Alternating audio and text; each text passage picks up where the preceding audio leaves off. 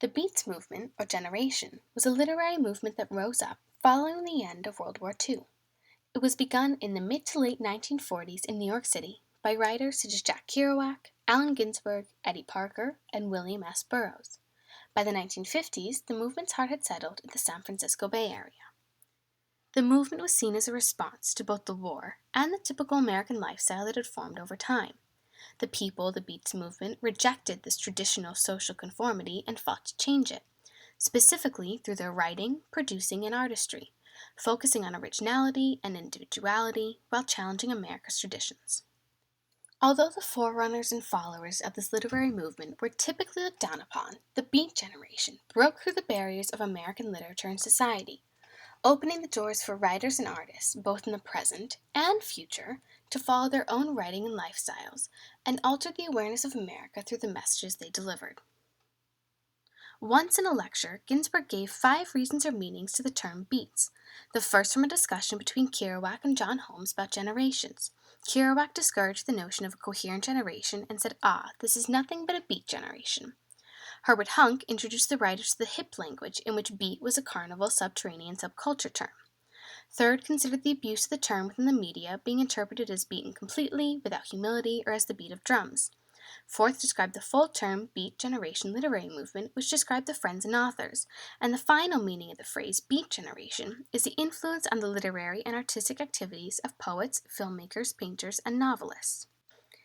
In the same lecture, Ginsberg also talked briefly on the characterization of the effects the Beats movement had.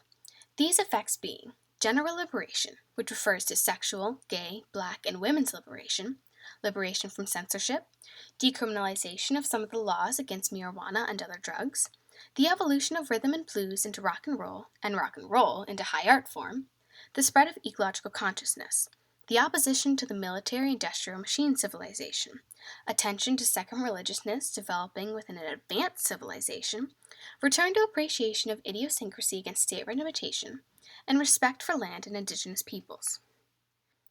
How were these effects accomplished? The Beats writers became more bold, expressive, and unfettered in their writing styles. First thought, best thought was how Central Beat poet Allen Ginsberg described their method of spontaneous writing. This off-the-cuff way of writing allowed them to be more free, unstructured, and open in their thoughts and opinions against society. The only people for me are the mad ones, the ones who are mad to live, mad to talk, mad to be saved, desirous of everything at the same time, the ones who never yawn or say a commonplace thing, but burn, burn, burn like the fabulous Roman candles exploding like spiders across the stars. Jack Kerouac, On the Road. The off-the-cuff writing style that was used was enhanced frequently by the use of hallucinogenic drugs, which the poets used to expand their streams of consciousness and dive deeper into their abstract and irregular ways of thinking. They also used different forms of meditation and Eastern religions to accomplish similar effects. Buddhism was the favorite of the Eastern religions. The Beats generation also differed from white American society and culture by associating and celebrating other cultures and peoples, such as the African Americans and Indians. They used jazz and other offbeat music as inspiration, romanticized poverty, and celebrated all forms of sexuality, essentially living a bohemian lifestyle. There were a great number of poets, artists, and writers who were a part of and played a role in the Beats movement. However, poets such as Allen Ginsberg, Gary Snyder, and Jack Kerouac, and writers like William S. Burroughs are the ones that are recognized and remembered most for their actions and works in expressing their ideas among and against society. Allen Ginsberg was a high school teacher and poet whose work seriously explored America's social and political psyche. Ginsberg was openly homosexual and frequently included this topic in his writing.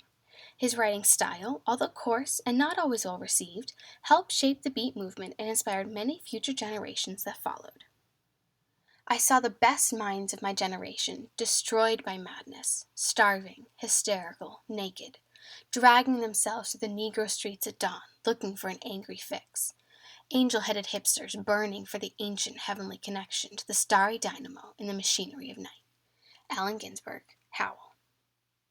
Gary Snyder was an American poet and Zen Buddhist who drew inspiration for his works from the mystical experiences of his life. The majority of his poetry was typically focused on resistance against cultural authority. Journalist Bruce Cook once said of Snyder, If Allen Ginsberg is the Beat movement's Walt Whitman, Gary Snyder is the Henry David Thoreau. Jack Kerouac, along with Ginsberg and a few others, is credited with the start of the Beats movement. He called his style of writing spontaneous prose and compared it to the improvisation of his beloved jazz musicians. His most famous book, On the Road, is based on the travels and adventures that he had with others from the Beats movement. William S. Burroughs was a writer and visual artist of the Beats movement. As opposed to many of the other members of the Beats movement who focus on poetry, Burroughs wrote novels, novellas, short stories, and essays. Like Ginsberg, he too was openly homosexual and also included the topic frequently within his writing. His other writing topics and general style drew greatly from his experiences as a drug addict. Burroughs once said, "As a child, I had been a great dreamer, bordering on hallucinations, which often involved animals. After years of trying to discover who and what I was, I suddenly awoke one morning and realized I didn't care. I didn't want insight. I wanted to escape and forget." The Beats generation's opinions and ideas, although strong, were not viewed with much positivity. Much of what they had to say went against mainstream American culture and ideas. Americans were frequently shocked at the sexual and illegal drug topics, while other writers and intellectuals not of the movement did not know what to make of their carefree attitudes. Because of the opposition, the Beats movement began to fade by the 60s, but many see the movement as the inspiration behind the hippie and anti-war movements.